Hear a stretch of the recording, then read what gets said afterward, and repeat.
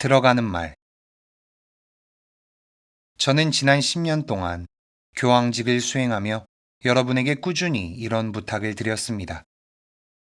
저를 위해 기도해 주세요. 매주 수요 일반 아련이나 주일 3종 기도 후 여러 연설을 통해 반복해서 이같이 청했지요. 신앙인들은 기도로, 믿지 않는 이들은 긍정적인 기운으로 응답해 주셨고, 그 응답은 제가 교황직을 수행해 나가는 힘의 원천이 됐습니다. 따라서 무엇보다 먼저 여러분에게 감사 인사를 전합니다. 그런데 지금 이 순간 저는 여러분에게 좀 더 염치 없는 사람이 돼야 할 듯합니다. 사실 지금부터 여러분에게 10가지 부탁을 하려고 합니다. 다가올 세계를 희망으로 맞이하기 위해 하느님의 이름으로 청하는 10가지 부탁을 말이죠. 저는 만나는 모든 사람과 그러하듯 하느님과도 매우 인간적인 관계를 맺고 있습니다. 만약 여러분이 성경을 읽는다면 하느님과 관계를 맺는 사람들의 다양한 방식을 발견할 수 있습니다. 어떤 경우에는 하느님에게서 멀어지는 사람이 있고 하느님으로부터 숨으려는 사람도 있으며 아브라함이 소돔을 구하기 위해 하느님과 계약을 맺는 장면처럼 하느님과 논쟁을 벌이는 사람도 있습니다. 하느님과의 관계는 유아기적 상태에 머물지 않고 나이가 들어감에 따라 열린 마음으로 성숙해질 때 좋은 관계라고 부를 수 있습니다. 이는 날마다 성숙하는 관계이며 오해나 충돌 뒤에 빚어낼 친교에 열려 있습니다. 저는 하느님과의 관계를 이런 방식으로 만들어 나가고자 노력합니다.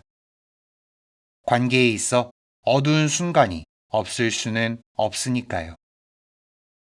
저는 하느님께서 곁에 계시다는 사실을 압니다. 그리고 하느님께 저만 말하지 않죠. 어떤 때에는 하느님께서 말씀하실 수 있도록 침묵하고 그분의 말씀을 듣습니다. 함께 살아가는 관계는 이와 같지요. 또 어떤 경우 하느님께서 당신의 방식으로 행동하실 때 저는 하느님을 이해하지 못하기도 합니다. 그럼에도 어쨌든 분명한 한 가지 사실이 있다면 하느님께서 저를 비롯한 모든 사람과 관계를 맺을 때 친밀함, 연민, 온유한 애정의 방식을 취하신다는 것입니다. 저는 이러한 방식 안에서 하느님과의 관계를 유지하려고 노력합니다.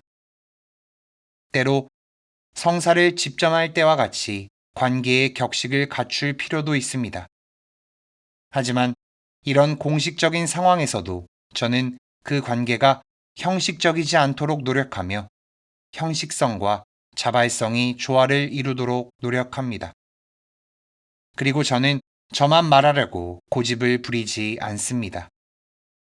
침묵 중에 머무르고 묵상하는 시간도 필요하죠. 이와 관련해 어릴 적 읽은 성인전이 제게 참으로 큰 도움이 됐습니다. 성당에 앉아 많은 시간을 보낸 성인은 어떻게 하느님과 대화를 하나요? 라는 사람들의 질문에 이렇게 답했죠. 글쎄요, 저도 잘 모르겠어요.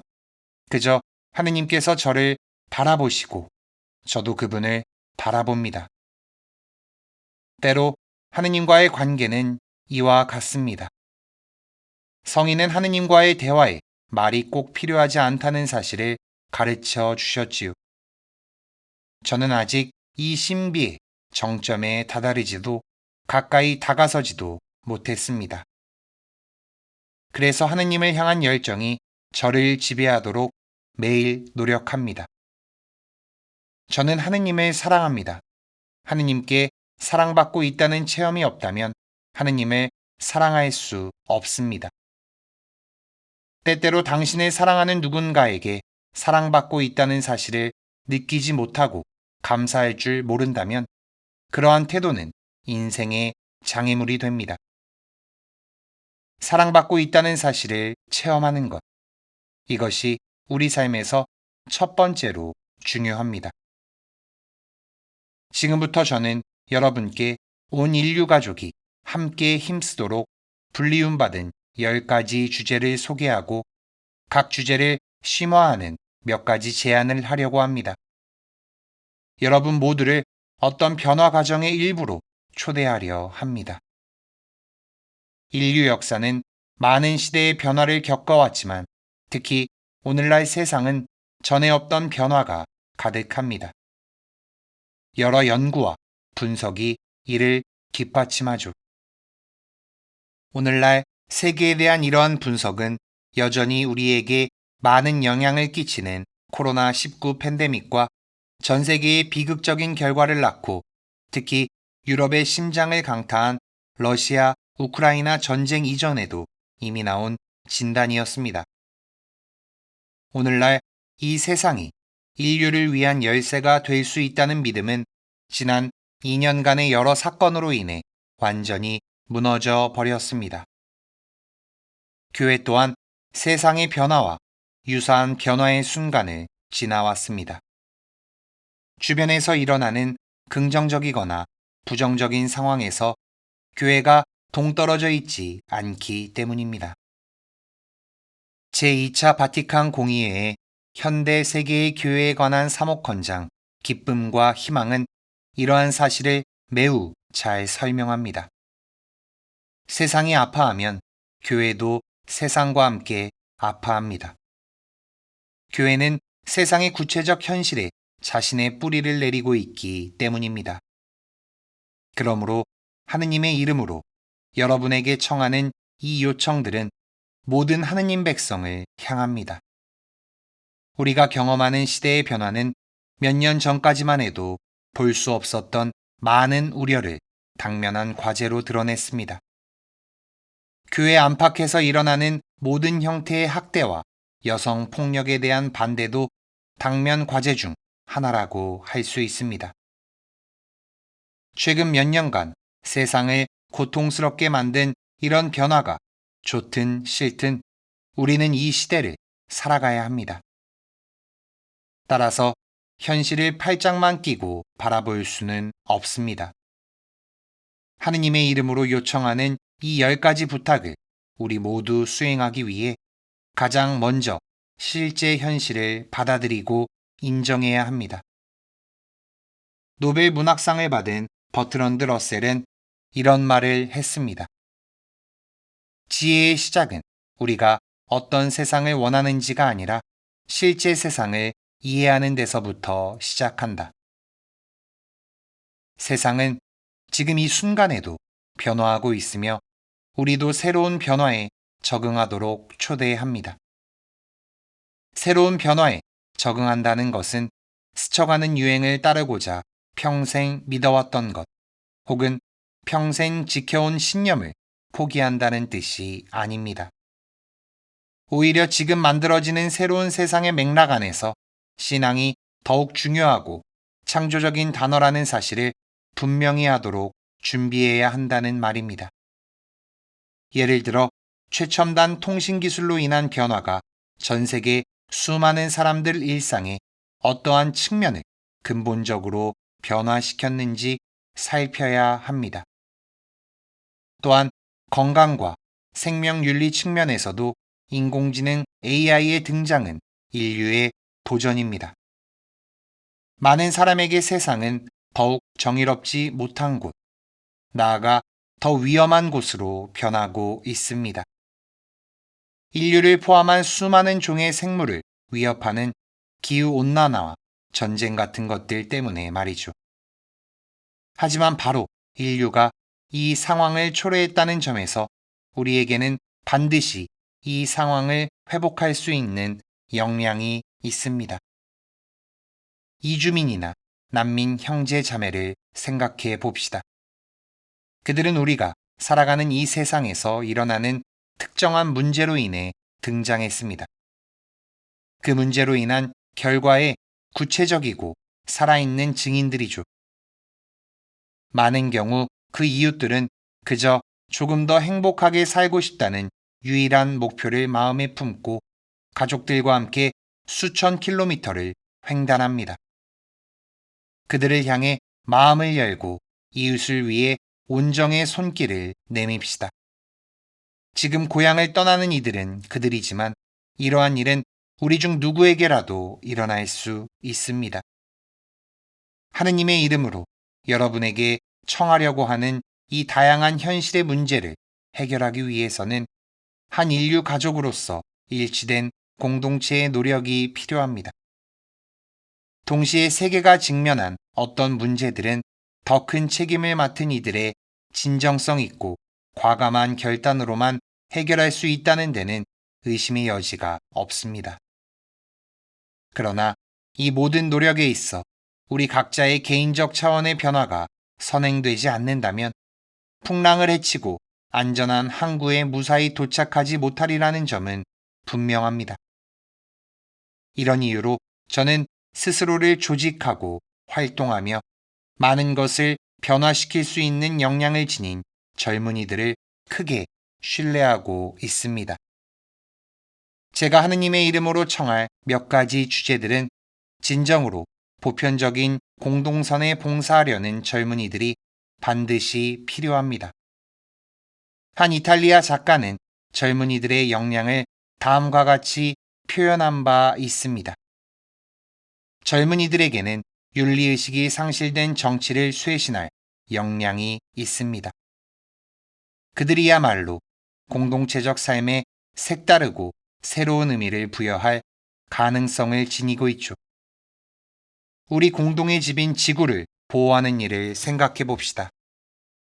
최근 여러 나라는 환경 문제에 대해 수동적인 태도를 극복하고 단잠에서 깨어나고 있습니다.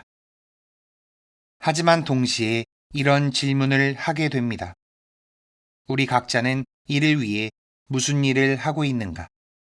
그저 쓰레기를 재활용한다거나 물리적으로 가능한 한도 내에서 지구에 덜 해로운 생활 양식을 채택하고 있다는 사실만으로 만족할 수 없는 문제입니다. 우리 스스로 보고 싶은 변화를 우리가 먼저 시작해야 책임을 맡은 이들이 더욱 긴급하게 필요한 조치를 채택하도록 유도할 수 있습니다. 또한 저는 경제와 관련된 주제도 성찰할 것입니다. 내가 납부해야 할 세금은 어떤 수단을 동원해서라도 피하고자 하면서 병원의 부족한 의료시설이나 열악한 도로 상황에는 불평하는 일이 합당할까요? 우리는 위로부터 시작되는 변화를 요구하지만 우리 일상의 작은 행동을 통해 변화의 길을 닦아야 합니다. 이 같은 여러 주제와 관련된 우리 현실 진단에 상당히 많이 공감하리라고 생각합니다. 이제 작업을 시작하기만 하면 됩니다. 독일 시인 릴케는 새로운 일에 착수할 때 영감을 주는 다음과 같은 구절을 남겼습니다. 이제 눈으로 할 일은 끝났다. 이제 마음의 일을 시작하라. 내 마음을 사로잡고 있는 그 일을. 자, 이제 하느님의 이름으로 이 10가지 요청을 널리 알리는 일에 여러분도 저와 함께 해주시길 부탁합니다. 5장. 하느님의 이름으로 전쟁의 광기를 멈추길 청합니다. 2000년 전 시인 베르길리우스는 이러한 구절을 남겼습니다. 전쟁은 구원을 주지 않는다. 그럼에도 세상이 형제, 동포, 국가 간의 전쟁이라는 야만으로부터 교훈을 얻지 못했다는 사실은 믿기 어려운 일입니다. 전쟁은 명백한 비인간성의 상징입니다. 그 비탄에 잠긴 울부짖음이 여전히 울려 퍼지고 있습니다. 오랜 시간 우리는 모든 형태의 무력 분쟁을 멈춰야 한다고 외치는 사람들의 목소리에 귀를 기울이지 않았습니다. 교회는 전쟁의 잔인성을 단죄하는 가르침을 계속해서 강조했습니다. 19세기와 20세기의 선임 교황님들은 전쟁을 파멸이라고 정의했으며 국가 간의 문제를 해결할 수 있는 도구가 결단코 아니라고 가르쳤습니다. 또한 전쟁이 발발하면 무의미한 대학살이 이어지고 그로 인해 모든 것을 잃게 될 것이라고, 최종적으로는 인류는 패배하게 될 것이라고 강조했습니다. 오늘 저는 전쟁의 잔혹한 광기를 멈추기를 청하면서 나아가 우리 가운데 남아있는 전쟁에 대한 집착은 정치의 진정한 실패라고 생각합니다. 이미 오랜 기간 존재해 왔으며 현재도 여러 나라에서 벌어지는 인도주의적 비극이라는 현실 앞에서 서방의 수많은 사람의 양심을 자극한 러시아, 우크라이나 전쟁은 전쟁의 공포가 지닌 사악함을 보여줬습니다. 지난 세기 인류는 불과 30년 사이에 두 번의 비극적인 세계대전을 경험한 바 있습니다. 우리 가운데는 아직도 형제를 살해했던 그 광기의 공포를 마음에 품고 있는 이들이 있습니다.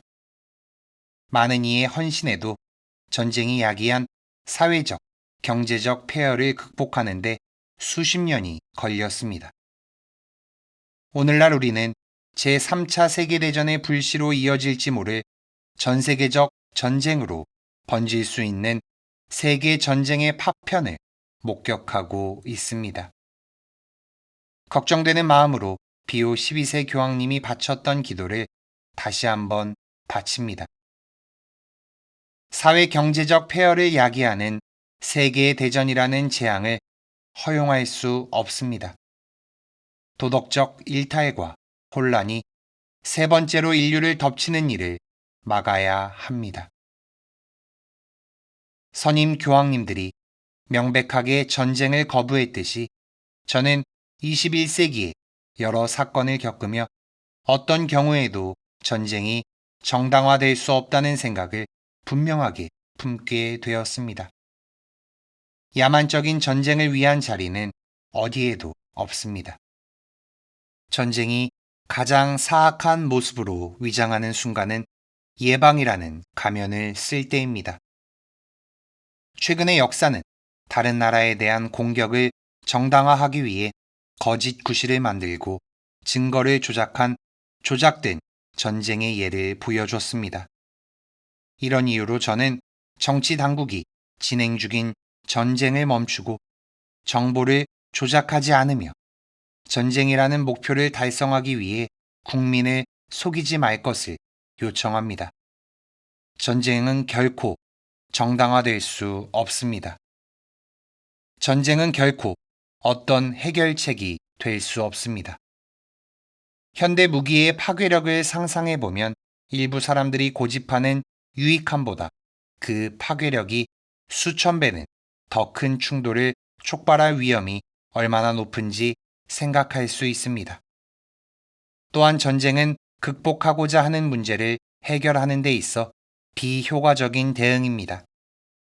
예를 들어 오늘날 예멘, 리비아, 시리아 등 많은 분쟁을 겪는 지역들이 분쟁 이전의 상태보다 나아졌다고 말할 수 있을까요? 만약 누군가 전쟁이 답이 될 수 있다고 말한다면 질문이 틀렸기 때문에 그런 답을 하는 것입니다. 오늘날 우리가 모두 국가 간의 무력 충돌, 침략, 미사일 공격을 목격한다는 사실은 집단적 망각을 의미합니다. 20세기의 사건들은 전 인류 가족이 전쟁의 소용돌이에 휩쓸리면 어떤 위험에 빠지게 될지 우리에게 가르쳐 주지 않았던가요? 진정 우리가 무력 충돌을 끝내기 위해 노력하기로 한다면 우리 기억을 생생하게 간직해 미리 적절한 조치를 취하고 전쟁이 기운이 느껴질 때 강력한 군사 무기의 사용으로 이어지지 않도록 막아야 합니다. 이를 실현하려면 군사적 억제가 기반이 아닌 더불어 사는 시스템을 건설할 수 있는 대화, 협상, 경청, 외교적 역량과 창의성, 미래지향적 정책이 필요합니다. 전쟁은 과거의 망명이 아니라 끊임없는 위협이 됐기 때문입니다. 아우슈비츠 강제 수용소의 생존자인 작가 엘리 비젤은 오늘날 반드시 기억의 수혈이 있어야 하며 우리 선조들의 목소리를 듣기 위해 현실과 어느 정도 거리를 둘 필요가 있다고 이야기했습니다. 다시는 전쟁의 얼굴을 목격하지 않겠다는 그의 목소리에 귀를 기울여 봅시다. 사실 전쟁의 광기는 그것을 직접 겪은 이들의 삶에 각인돼 있습니다. 전쟁으로 인해 처참하게 피신해야만 했던 우리의 모든 어머니와 자녀들의 얼굴을 생각해 봅시다. 모든 파괴된 가정, 생명에 대한 존중이 없는 공격으로 2차적 피해를 입은 모든 사람의 얼굴을 떠올려 봅시다. 저는 자신의 그리스도교적 뿌리를 주장하면서 당파적 이익을 해결하기 위해 전쟁을 조장하는 사람들 사이에서 모순을 발견합니다. 좋은 정치인은 언제나 평화를 지향해야 합니다. 좋은 그리스도인은 언제나 대화의 길을 선택해야 합니다. 전쟁이 일어난다면 그것은 정책이 실패했기 때문입니다. 이는 또한 인류 전체의 실패입니다. 따라서 우리는 지속적인 평화를 구축하기 위해 2배로 노력해야 합니다. 기억, 진실, 정의의 가치를 소중하게 활용돼야 합니다. 모두 함께 공동의 희망으로 나아가는 길을 마련할 필요가 있습니다. 평화를 이룩하기 위한 이 사회적 여정에 우리는 모두 누구나 제 몫을 할 수 있고 해야 합니다. 각 지역 사회에서 시작하는 이 여정은 지역, 국가, 전 세계 당국자들을 향한 외침이 됩니다. 사실 전쟁을 종식할 수 있는 적절한 조치는 그들에게 달려 있습니다. 그래서 저는 당국자들을 향해 하느님의 이름으로 전쟁을 종식하고 나아가 무기 생산과 국가 간 무기 거래를 중단할 것을 요청합니다. 전 세계 군비 지출은 현 시대의 가장 심각한 도덕적 스캔들 중 하나입니다. 나아가 이 막대한 지출은 평화를 언급하면서 무기 거래를 장려하고 동의하는 이들의 모순을 드러냅니다. 선진국이라고 불리는 나라들이 자신들이 홍보하고 판매한 무기가 사용되는 전쟁에서 피신한 이들을 받아들이지 않기 위해 문을 걸어 잠그는 일은 더욱 비윤리적입니다. 유럽에서도 이런 일이 발생하고 있으며 이는 유럽의 기틀을 세운 선조들의 정신을 배신하는 일입니다. 군비 경쟁은 우리에게 일어날 수 있는 일을 망각한 증거입니다. 더욱 심각한 것은 무감각해지는 일입니다. 2021년 코로나19 감염병이 한창 전 세계에 확산되던 시기에 전 세계 군비 지출 액수가 역사상 처음으로 약 2조 달러를 넘어섰습니다. 스톡홀름 국제평화연구소는 이 비용을 추산하며 전 세계에서 100달러를 사용할 때마다 약 2.2달러가 군사 무기를 위한 비용으로 쓰였다고 발표했습니다. 전쟁이 벌어지면 대부분의 사람들은 모든 것을 잃지만 소수의 사람들은 수억 달러를 법니다. 현대에 발생하는 많은 전쟁이 무기를 홍보하기 위한 수단이라고 의심하는 것만으로도 힘이 빠집니다. 이렇게는 앞으로 나아갈 수 없습니다. 저는 각국 지도자들에게 하느님의 이름으로 수많은 무고한 이들을 희생자로 만드는 무기 거래를 단호하게 중단하는 일에 힘쓸 것을 요청합니다. 정치 지도자들이 용기를 갖고 무기 산업 대신 자국민의 보편적 형제애와 인류의 온전한 발전을 증진할 수 있는 산업으로 전환하길 바랍니다. 무기 산업 및 그와 관련된 모든 시스템을 생각할 때면 저는 인간의 진정한 의지가 전쟁에서 끊임없이 스스로를 해방하는 것임을 보여주는 사람들, 각 개인의 작은 행동을 기억하지 않을 수 없습니다. 몇 년 전 이탈리아 제노바에서는 항구 노동자들이 예멘으로 무기를 싣고 떠나는 배에 선적을 거부한 일이 있었습니다. 그곳에서 학살당할 수많은 어린이를 걱정했기 때문입니다. 분명히 다른 모습입니다. 그렇지 않나요? 정부 당국자들은 예멘으로 무기를 보내는데 아무런 제재를 가하지 않았죠. 무슨 일이 일어날지 알고 있었음에도 말입니다. 전쟁과 분쟁을 위한 국제무기 거래 문제와 비교할 때 많은 국가에서 개인 총기 소지가 쉬워지는 현상은 더욱 심각하게 우려됩니다. 보통 권총과 같은 작은 총기를 지니지만 돌격 소총이나 대구경 탕환을 사용하는 총기가 허가되기도 합니다. 얼마나 많은 아이들이 집에서 총기를 다루다 사망했나요? 일부 국가에서는 총기에 대한 쉬운 접근 때문에 얼마나 많은 학살이 자행되고 있나요? 합법적이든 불법적이든 대형 마트에서 팔든 소형 마트에서 팔든 무기 거래는 전 세계로 확산된 심각한 문제입니다. 이에 관한 논쟁을 더욱 심화하여 이 죽음의 도구의 생산, 판매, 소지 제한을 위한 국제적 합의를 모색해야 합니다. 전 세계적 차원의 평화와 안보에 대해 말할 때 가장 먼저 떠오르는 국제기구는 UN, 그 가운데에도 특히 UN 안전보장이사회입니다. 러시아, 우크라이나 전쟁은 신속하고 효과적인 방법으로 갈등을 해결하기 위한 이 다자간 협정의 필요성을 다시 한번 분명히 드러냈습니다. 전쟁 중에는 더 많이, 더 나은 형태의 다자간 협정을 필수적으로 유지해야 합니다. 유엔은 20세기 두 번의 세계대전을 통해 인류가 경험한 공포를 재현하지 않기 위한 헌장을 토대로 설립됐습니다. 공포가 재발할 것이라는 위협이 여전히 남아있음에도 불구하고 오늘날 세상이 더 이상 과거와 똑같지 않은 이유입니다. 따라서 유엔과 같은 국제기구가 새로운 현실에 대응하고 가능한 최대로 협력의 결실을 맺도록 이 기구들의 조직을 재고할 필요가 있습니다.